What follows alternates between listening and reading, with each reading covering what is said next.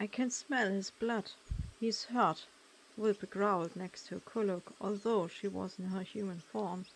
Her fierce gaze rested on the estate in front of them, and the demon's own courage, born from worry for his friends, urged him to move. When Luther hadn't returned the last night from his hunt, they both had made the same connection. The vampire was experienced enough to not fall prey to simple mortals unaware of the occult, and there was only one man who would aim to capture their friend. Okuluk scanned the area. There were a few guards. Yet guards at day would be easier to fight than a monster at night. He touched the hilt of the sword around his waist. Let's go. Even in her human form, Wilbur moved like a wolf. Urging the demon to keep close, she sniffed the air to avoid the guards patrolling the estate. They could easily have taken down the men with their firearms. Their noise, however, would alert others, if not even the owner of the home, of their coming. Being strangers to that place who needed time to find their friends, they needed the surprise on their side. Wilbur quickly pushed Okuluk down behind a bush when a man came towards them through the large garden behind the building. Okuluk had never spent much thought on the fact that he was rather short in comparison to the average demon. Being a small light in hell, he had never minded, but it struck him now how fortunate he was, for it made it easy to hide and get past Blackwood's security measurements.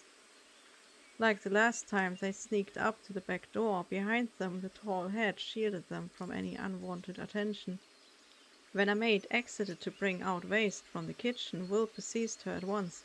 Before the woman could cry out, the wolf had whacked her over the head. With contrasting gentleness, Okuluk's friend dragged the unconscious servant into a bush, where she switched their clothes. The maid's dress was slightly oversized for the colored woman, but they only needed to quickly get through the kitchen. Taking the empty bucket, Wilbur opened the door. The demon kept close to her to not be identified, which was pretty impossible amongst all the steaming pots and sizzling pans. The kitchen was filled with various smells, loud noises, voices, and hasty cooks and servants. It was obvious that Blackwood was either very prominent amongst the upper class, or liked to dine like a king for no reason. Wilbur had already opened the next door leading to their silent escape when a man called to her from behind. "Where are you going?" "I need to take care of something." Wilbur avoided the question without turning around. "You can do it in a minute. Help me with that bird here first." The cook motioned at a large chicken in front of him. "Mr. Blackwood wants everything to be perfect for his guests tonight." "Guests?" Wilbur feigned casual stupidity. Still standing in the open door, she retreated and shoved the demon into the hallway. "Stupid girl." Okuluk heard the cook mutter when Wilbur closed the door, giving him a wink that might have meant, "Go ahead, I'll follow." A shiver of uneasiness ran down his spine about the mention of guests. Had Blackwood something revolutionary to show them? Shaking off the prickle on his skin, Okuluk followed the hallway like the last time. Even with the sunlight flooding the building, it felt eerie, as if the traces of the monster at night still lingered in the structure, staining the estate. Servants hurried through the corridors. Okuluk, however, knew from hell that no one asked questions as long as one walked as if everything was in order. If Blackwood expected guests, the demon might just as well be an early arrival. Okuluk forced himself to a brisk stroll without any signs of confusion as to where he wanted to go. Finding the dining room, he inspected the long table with 8 seats and a good view at a stage behind Blackwood's seat at the far end. Reading the other signs with names, Okuluk found that the invited were occultists, scientists, someone from the military department, and even a representative of the crown. Being alone, the demon rushed out of the room's other door. Another hallway followed, where he finally found a stairway leading down into the cellar. No lights illuminated the cold darkness below, convincing the demon to plunge ahead. The warm, decorated walls changed abruptly into grey bricks, making it look like a dark dungeon. Bare and inhospitable at the end of the stairs, he was greeted by a long dark hallway with many doors on both sides. They weren't made of wood, but of metal, as black and hostile as the rest of the cellar. Okuluk figured that these rooms must be Blackwood's laboratories, keeping in check experiments and hiding secrets. The demon found himself longing for Wilbur's companionship. Her nose would have told him which way Luther was. A loud clank sounded through the darkness and made the demon almost jump to the ceiling. Voices followed the sudden noise, announcing the presence of guards coming closer. Okuluk saw a faint glow. Together with the fragments of a conversation, his curiosity got the better of him. "If you don't want to carry it, give it here. I ain't dying for your stupidity," one of the men spoke firmly. They were holding some kind of lantern, which contained a yellow-orange glowing stone or shard. "I just don't believe in all that hocus-pocus," a younger voice answered. "You better do." A third chimed in. "I saw this thing once. Rips your arm clean off, it does." Okuluk didn't realize how close the men were. Too occupied was his sense with the magical lantern they used as a shield from whatever Blackwood let run free in the cellar. "Hey, you!" Okuluk reacted on instinct when he impulsively turned into the direction opposite of the guards and started running. "I got this," he heard the younger man behind him. Before the leader could prevent his co-worker, he already gave chase. The demon could hear the footsteps even through his racing heart as he went deeper and deeper into the dark that made his soul cry out in alarm. Something told him he was heading towards his doom. Before his reading mind could get back control over his body, a black shadow rushed past the demon and at the guard. The glow of the lantern approached swiftly from behind. For Okuluk's persecutor, however, any kind of help came too late. Blackwood's monster had already torn him apart, taking from the man the ability to scream in pain. With a disgusting crunching sound, the body disappeared in the creature's enormous mouth, where the stomach should have been. Seeing their attempt has failed, the guards made for the stairs that would lead them to safety. Turning to the demon, the penetrating eyes fixed him once again as it slithered closer. Okuluk believed to see recognition in the inhuman eyes. It was then that the demon noticed the familiar sensation of doom, terror, and fear he had felt back in the dark woods of the other world. Okuluk stepped back from the approaching predator and his back hit one of the heavily barred doors. There was no escape for him this time. "Arawn, isn't it?" the demon asked softly in hope to appease the god. Arawn had been one of the demons escaping hell. He had become the fear-inducing god of death to the Celts. He was a hunter and skilled in magic when it came to shapeshifting. Back in the day, he had been a worthy competitor even to Lucifer. The creature stopped for a moment when his name was uttered, confirming Okuluk's theory. The demon felt his heart break at the sight. He hadn't known Arawn personally in heaven or in hell, but fame had traveled quickly. Arawn had been known as being a just and good superior, his love for dogs and his wisdom about the circle of life, but he had never been a mindless, cruel monster. "What did they do to you?" Arawn kept still, but didn't answer. Had Blackwood taken from him speech and thought? Cautiously, the demon walked away from the door behind him and around the still figure to get to safer haven. His plan withered when Arawn's head turned to follow his prey. Like being ripped out of daydreams, the god approached again. "You want to kill your own? We are both demons in the end. We are both." The word angel didn't cross the demon's lips. Someone grabbed him from behind and dragged him into the dark room. Landing on the ground, the demon made haste to get up. Arawn was standing in the doorway, tall and menacing, but the same yellowish glow of the guard's lantern emanated from the threshold. "I've seen your home, Arawn," Okuluk tried again. "It's dark and dead and doomed, and your dogs have turned into vicious beasts." "He can't understand us, it seems," the gentle voice of Rayfelin answered from behind the demon. Okuluk, not believing his ears, turned around to see the angel standing in the dark. Her wings were ruffled and she looked dirty and afraid, but she was unharmed. Her cell itself was barren apart from a straw pallet on the ground. The moment she saw him, she was already pressing herself against him.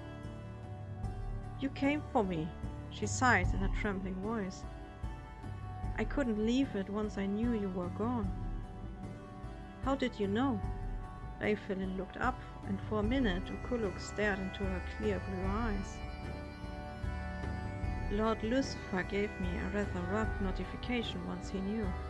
The demon scratched his head and tried to grin upon remembering the anger of his king, which had been justified. It seemed so long ago, with all which had happened since he had escaped hell. He felt her eyes on him before she spoke with a slight worry. "You have changed, Occult." She motioned at the sword at his hip. "Where have you been?" "Away. Far away." Turning back to the open door, Occult found Arawn absent. "You have tried to talk to him." "I did. I could feel his divinity, very faint and very suppressed by magic, but I could sense it." The demon felt a stone form in his stomach. He had come to kill the monster, to free his friends. All the while they had journeyed to Nithurch and back, he had made up his mind that sometimes killing was necessary. Arawn, however, was a victim and of his kind. He couldn't kill him.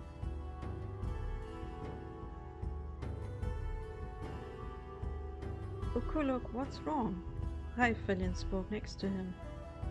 "We can't leave him here like this, roaming in the dark, doing a mortal's bidding." Rayfillin seemed to gain courage upon Occult's determined words. "The man who comes to take us away has a large room he often visits and talks about. Something about a great weapon to protect the country. You think there might be some kind of reverse spell for Arawn as well?" The angel nodded in a sweet way that made the demon's heart jump up and down. At the same time, he felt guilt well up from the depths of his soul. It was him who had caused her to be captured and hurt. "I'm sorry, Rayfillin. I promise I will protect you now."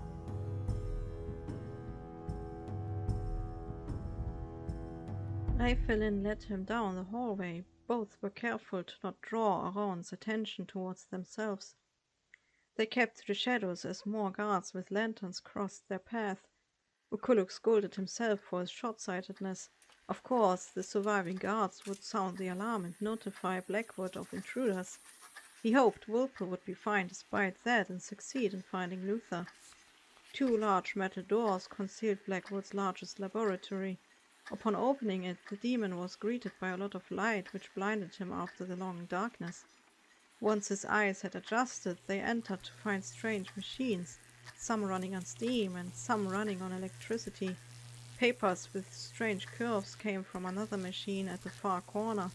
The subtle sounds of beeping, cracking streams of electricity and soft releases of steam filled the room. A few cabinets and a table lined the wall to the left. Instruments and papers covered the table, and curious glasses contained strange specimens in the cabinets. Since the many technological instruments turned the large room into a labyrinth, they had to enter the room to see all its secrets. In the middle, among the beeping and steaming, they finally found what Occult believed to be Blackwood's great accomplishment. On a large circular stage, which was surrounded by occult symbols which kept it bound, they saw a large black dog. Its pelt was made of ever-shifting shadows, and the 3 pairs of damned red eyes stared at nothing in specific. "It's Black Shuck," Rayfillin uttered with her eyes glued to the enormous dog. Being still a foreigner to humanity and its tales for the most part, Occult shot her a puzzled look. "They call him the Devil's Dog. Black Shuck terrorized many a town in the old times, but he sometimes helped many a peasant to find home in a storm. He can change his size at convenience, being not larger than a wolf or as large as a ship." The sound of clapping hands let the both of them snap out of their conversation with a start. A black-haired man stood in the room, blocking their way out. "He is indeed a rare beast and full of strength. I trained him to obey my every command." Blackwood grinned with self-satisfaction. "Black Shuck is a free spirit. You can't train him, Raphael countered with a sudden fury at the imprisoned creature. But I did, my dear, and you too will soon see how effective I am in that discipline. You are no occultist, Occult stated as he put Raphael behind him. Why do you bother with the supernatural? Why? Blackwood replied with utter confusion. Because there's no longer an occultist to serve the crown. I don't need to be gifted to satisfy my country's needs. Science and magic are but two sides of the same coin, and by uniting them I will be better than them. I will be even stronger than Dean Calderwood. Occult remembered that Luther had told him about the subtle signs of a coming war. That's why Blackwood had invited all these people. He wanted to let Black Shuck loose on any potential enemies in a future war. What did you do to Luther? The vampire? Blackwood waved off the heated question. Still well and breathing, or just breathing in this case. His results are very promising. Occult had never felt true hatred at anyone in his past, but at that moment, when the scientist implied how he treated Luther, something inside the demon just snapped. Drawing words, Occult charged at the man who dared to play with divinity to his own benefit. His attack was parried by Arawn's claws. The god had appeared out of nothing, shielding his master. Keep out of it, Arawn! But the demon's words weren't heeded, and the god kept attacking him. Don't rough them up too badly. I still need them in one piece. Blackwood called nonchalantly at the creature attacking the demon. If Occult had ever regretted not being trained in the ways of fighting, it was at that moment. Avoiding the tongue that shot at him, he hacked down. Arawn screeched as deep gashes in the tongue turned the floor slippery with blood. Reacting too late, Occult was hit by the long claws that catapulted him through the room and against one of the machines. He felt blood running down his arm, and the clothing around his right leg was torn. The machine behind him kept beeping lively, but the sharp edges had left a lasting pain on his back. Occult gripped the sword's hilt tightly as he got up to face Arawn. The god still wore the same blank expression. The red sphere glowed with the same intensity. The demon was sure the sword was deadly to Arawn, which meant he had to be careful where he hit the god until he'd figured out a way to release him from the binding magic. Already, Arawn approached to finish his task. Spreading his wings, Occult wanted to gain an advantage, but Arawn gripped his ankle and dragged him back to the ground nonetheless. Landing hard on his back, the demon jumped to his feet to repel the next attack. There had to be something, some clue, some sign, anything that showed what it was that kept Arawn in obedient trance. When Worth was knocked out of the demon's hands by the tail, Occult quickly followed to take his weapon. Turning around with the sword in his hand, he was caught by surprise when Arawn's claw shot forward to grab the demon's throat. Their eyes met, and he could see something in them. Something new. Are you grieving? Arawn? Occult pressed out the words despite the strong grip.